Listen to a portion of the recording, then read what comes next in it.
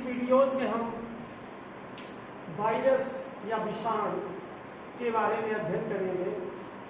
ये जो वायरस शब्द है ये ग्रीक शब्द है और जिसका मतलब होता है तरल विष। और सबसे पहले रूसी वैज्ञानिक ने 1892 ईस्वी में तंबाकू की पत्तियों पर इस विशेष प्रकार के वायरस को देखा और उसका इन्होंने नाम दिया TMV, टोबैको मोज़ेक वायरस। कैसे देखा इसको हम आपको बताने की कोशिश करते हैं। डी वेनेस्की ने, जो रूसी वैज्ञानिक थे, इन्होंने तंबाकू के पादप की ऐसी पत्तियां जो रोग से ग्रसित थी और जब उन्होंने उन पत्तियों को स्वच्छ पादपों के ऊपर रगड़ा तो देखा कि वो जो स्वस्थ पादप थे वो भी रोग से ग्रसित हो जाते हैं अर्थात संक्रमित हो जाते हैं। तो सबसे पहले उन्होंने इसे देखा और इसका नाम दिया टोबैको मोज़ेक वायरस यानी TMV। लेकिन उनके देखने के बाद कुछ समय बाद स्टैनली, एक वैज्ञानिक आया, उन्होंने तंबाकू के पादप की पत्तियों से इस TMV वायरस का क्रिस्टलीकरण किया यानी क्रिस्टल के रूप में इन्हें प्राप्त किया। ये तो आपने देखा यहाँ की इस वायरस का संक्षिप्त सा इतिहास है। अब हम ये जानने की कोशिश करेंगे कि जो वायरस है, ऐसा माना जाता है कि इस वायरस में सजीवों के भी लक्षण हैं और निर्जीवों को भी लक्षण है। यानी कुछ लक्षण इसमें सजीव की तरह है और कुछ लक्षण निर्जीव की तरह है, और जिसके आधार पर इसे सजीव और निर्जीव के बीच की कड़ी भी कहा जाता है। तो आइए हम देखते हैं कि इसमें सजीवों के समान कौन से लक्षण है और निर्जीवों के समान कौन से लक्षण ये प्रदर्शित करता है। तो इसमें सजीवों के समान लक्षण,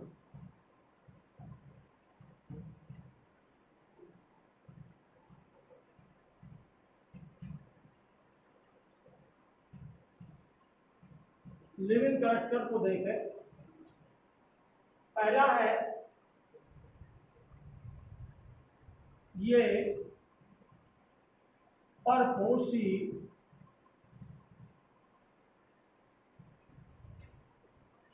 कोशिकाओं में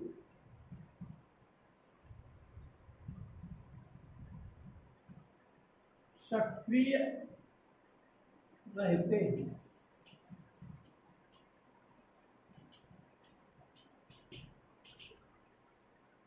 यानी जो परपोषी कोशिका है जिनमें ये रोग फैलाते हैं उनमें ये सक्रिय रहते हैं, और सक्रिय का मतलब उसमें जनन क्रिया भी करते हैं।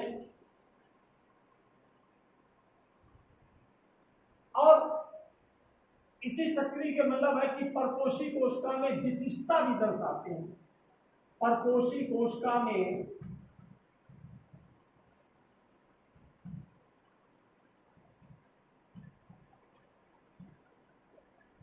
विशिष्टता दर्शाते हैं। इनमें म्यूटेशन का गुण पाया जाता है। इनमें उत्परिवर्तन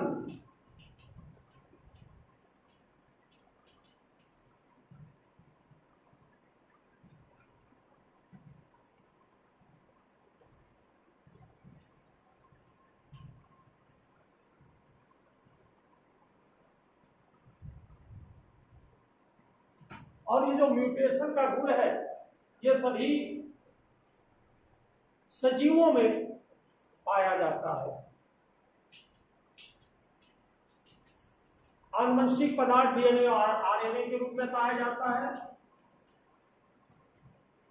आनुवंशिक पदार्थ DNA व RNA पाया जाता है। चौथा है ताप, रसायन,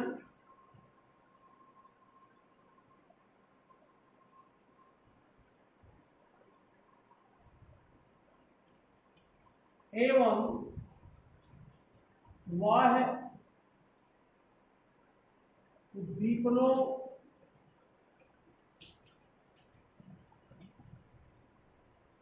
के प्रति प्रतिक्रिया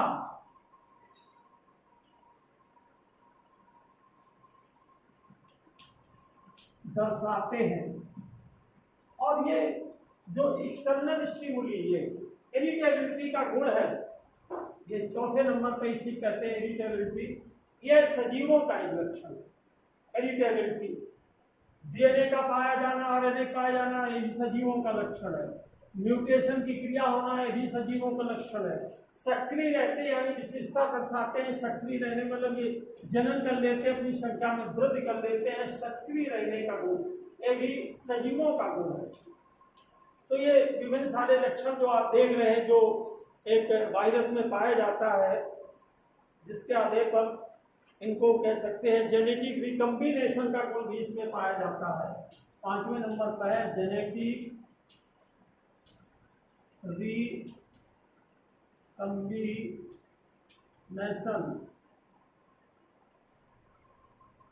आनुवंशिक पुनर्योजन का जो गुण है इसमें पाया जाता है। तो इन गुणों के आधार पर यह माना जाता है कि वायरस सजीव हो। इसके साथ साथ कुछ ऐसे लक्षण भी हैं जो निर्जीव के समान हैं और इस वायरस में पाए जाते हैं। निर्जीव के समान लक्षण,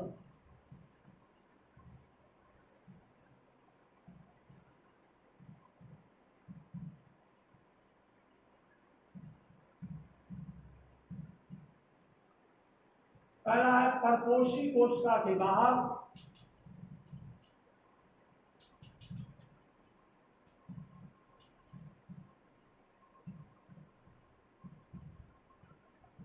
सक्रिय रहते हैं।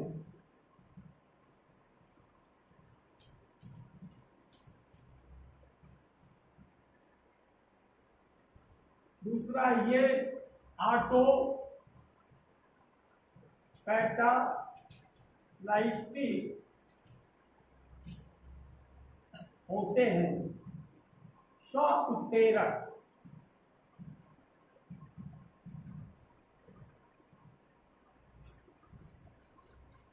तीसरा है इनका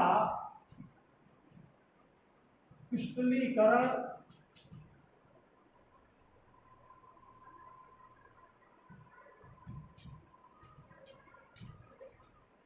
किया जा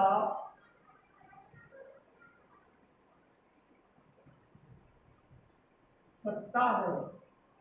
इनमें चौथा, इनमें एंजाइमों का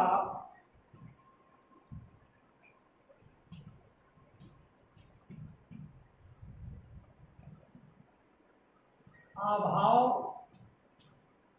होता है। तो इन लक्षणों के आधार पर हम ये कह सकते हैं कि जो ये वायरस है ये सजीव और निर्जीव के बीच की कड़ी है। चूंकि इसमें सजीव के समान भी लक्षण होते हैं, जब ये किसी परपोषी कोशिका में होता है तो यह एक सजीव के भांति अपने लक्षणों को प्रदर्शित करता है। इसमें सजीव के लक्षण दिखाई देते हैं। और जब ये परपोषी कोशिका के बाहर पड़ा होता है, बाहर होता है, तो ये एक निर्जीव के समान लक्षण प्रदर्शित करता है। इसी आधार पर इस विषाणु को सजीव और निर्जीव के बीच की कड़ी